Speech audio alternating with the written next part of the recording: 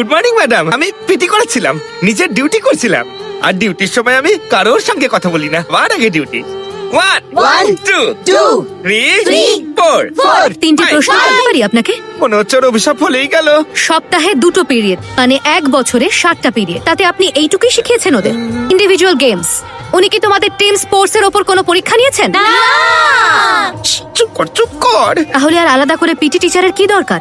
আপনার ওদের দিয়ে প্রতিযোগিতা করানো উচিত। জেতার সুযোগ তারাই পায় যারা প্রতিযোগিতায় অংশ নেয়। অংশ না নিলে তারা জিতবে কি করে? চাষীদের বাচ্চাদের শক্তি অনেক বেশি। ওরা মার্শাল আর্ট বা এই জাতীয় খেলায় খুব পটু হয়। আগে ওদের প্রতিভাগুলো খুঁজে বের করুন। আপনি ঠিক বলেছেন। গ্রামের বাচ্চাদের প্রতিভাকে তুলে ধরতে পারলে তবেই ওরা আন্তর্জাতিক স্তরে খেলতে পারবে। একদম ঠিক বলেছেন ম্যাডাম। এই সব আপনাকে করতে হবে। আরেকটা প্রশ্ন করব আপনাকে, অলিম্পিক্সে কতগুলো গেম থাকে? ম্যাডাম, আমি এক মাসের মধ্যে সব শিখে নেবো, আর এদের সবাইকে আমি অলিম্পিকে পাঠাবো।